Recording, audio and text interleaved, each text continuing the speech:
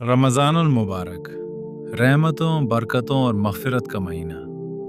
रमज़ानुल मुबारक इस्लामी साल का सबसे बाबरकत और मुक़द्दस महीना है। ये वो महीना है जिसका इंतज़ार हर मुसलमान बेचैनी से करता है। इस महीने में अल्लाह ताला अपनी ख़ास रहमत नाज़िल फरमाता है। जन्नत के दरवाज़े खोल दिए जाते हैं, जहन्नम के दरवाज़े बंद कर दिए जाते हैं और शयातीन को कैद कर दिया जाता है।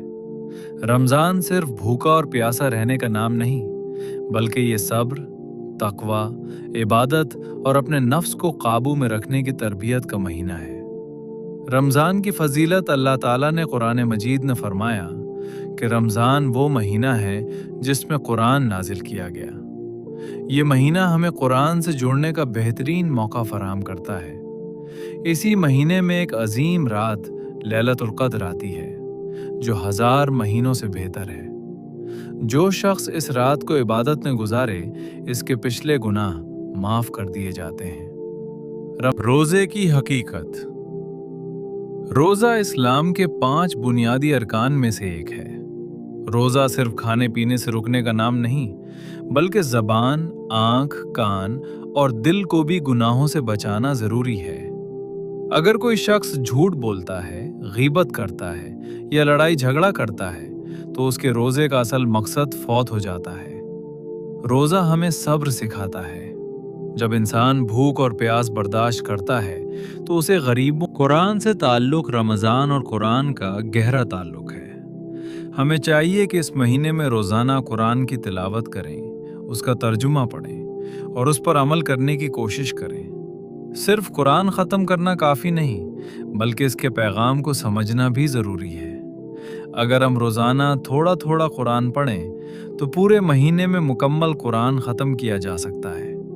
जो लोग ज़्यादा मसरूफ़ होते हैं, वो कम से कम चंद आयात ही पढ़ लें, मगर रोज़ाना पढ़ने की आदत बनाएं। तरावी और इबादत। रमज़ान में इशा के बाद तरावी की नमाज अदा की जाती है। ये सुन्नत मुअक्कदा है और इसमें कुरान सुनने का मौका मिलता है। इसके अलावा तहज्जुद, नवाफिल और दुआ का ख़ास एहतिमाम करना चाहिए। रसूलुल्लाह सल्लल्लाहु अलैहि वसल्लम रमज़ान में इबादत में बहुत ज़्यादा इजाफ़ा कर देते थे। हमें भी चाहिए कि इस महीने को गनीमत समझें, क्योंकि हमें नहीं मालूम कि अगला रमज़ान नसीब होगा या नहीं। ज़कात और सदका। रमज़ान में नेकी का अजर कई गुना बढ़ा दिया जाता है। इसीलिए मुसलमान इस महीने में ज़कात, अखलाक और किरदार।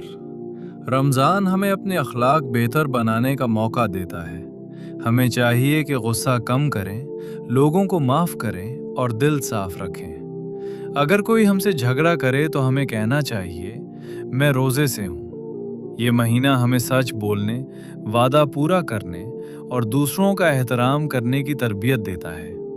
असल कामयाब वही है जो रमज़ान के बाद भी अपनी ज़िंदगी में मुज़ब्बत तब्दीली बरकरार रखे। लैलतुल क़द्र। रमज़ान के आखिरी अशरे में लैलतुल क़द्र की रात आती है। ये रात 1000 महीनों से बेहतर है। हमें चाहिए कि आखिरी 10 रातों में इबादत का ख़ास एहतमाम करें, इस्तिग़फ़ार करें और अपने गुनाहों की माफ़ी मांगें। एक मशहूर दुआ है, अल्लाहुम्मा इन्नका अफ़ून तुहिब्बुल अफ़्व फ़अफ़ु अन्नी। रमज़ान का असल मकसद। रमज़ान का मकसद सिर्फ भूखा रहना नहीं, बल्कि अपनी रूह को पाक करना है। अगर हमने इस महीने में खुद को नहीं बदला, तो हमने रमज़ान का हक अदा नहीं किया। आए इस रमज़ान अहद करें, हम नमाज पाबंदी से अदा करेंगे, कुरान रोज़ाना पढ़ेंगे, झूठ और गीबत से बचेंगे, वालदैन की खिदमत करेंगे, गरीबों की मदद करेंगे। इख्तितामिया। पैगाम रमज़ान एक मौका है अपने रब के करीब होने का, अपने गुनाहों की माफ़ी का और अपनी ज़िंदगी बदलने का। ये महीना हमें याद दिलाता है कि दुनिया आर्जी है और असल कामयाबी आखिरत की है।